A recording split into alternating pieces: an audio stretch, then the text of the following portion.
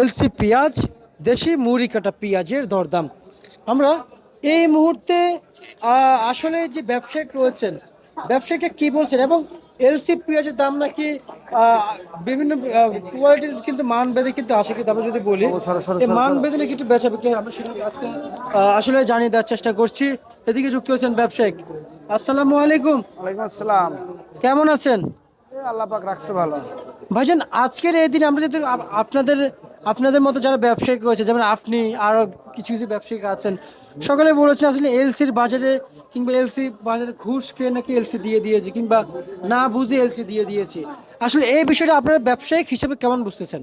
না, আমি মূলত আমার নিজের ব্যক্তিগত ভাবে আমি বলি, আমি ব্যবসায়িক হিসেবে আমি যতটুকু জানতে পেরেছি, এদিক মুড়িকাটা পিএস, নতুন হালি পিএস শেষ, পুরাতন পিএস যেটা ওইটা শেষ, এবং মার্কেটে নতুন যে মুড়িকাটা পিএসটা ওইটা কৃষকেরা এখন আমদানি তেমন একটা করছিল না, যার কারণে পেঁয়াজের বাজারটা একটু বাড়তি হয়ে গেছিল, 100+ হয়ে গেছিল।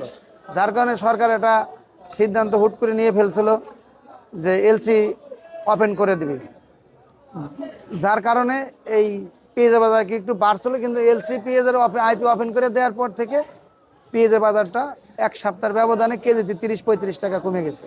কমে গেছে। আচ্ছা, এই কমে যাওয়ার মূল মূল কারণটা হচ্ছে এলসি। এলসি আর এলসি প্লাস কৃষকেরা গত এক সপ্তাহ আগে থেকে এখন পর্যন্ত ডবল পরিমাণ আমদানি করতেছে। এখন যে জায়গায় আমাদের মার্কেটে 10 গাড়ি আসছিল এক সপ্তাহ আগে, এখন 20 গাড়ি আসছে, আরো এক সপ্তাহ বাদে আরো 10 গাড়ি আসবে বেশি।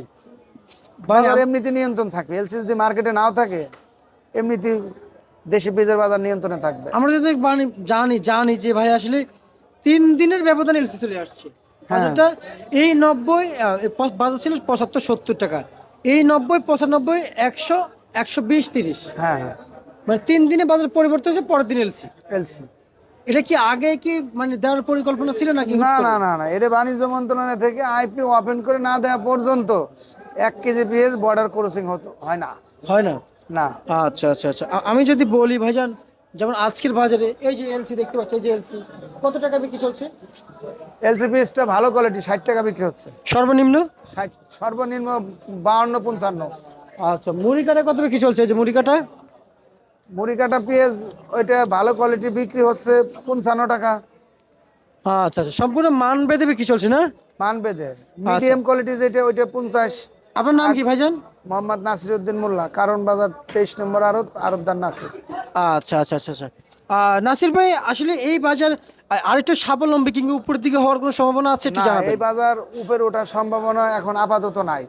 কৃষকেরা যদি পরিপূর্ণভাবে পেঁয়াজ যদি মাঠে পাকে, এবং এখন পাকারই মৌসুম, এখন পেঁয়াজ কৃষকের আমদানি করবে, এদিকে এলসি আছে মার্কেটে, আপাতত পেঁয়াজের বাজার বাড়বে না। আচ্ছা, আলু নিয়ে কি বলতে চান? এই যে 7-8 টাকা বিক্রি চলছে, এতে কি কিছু হচ্ছে?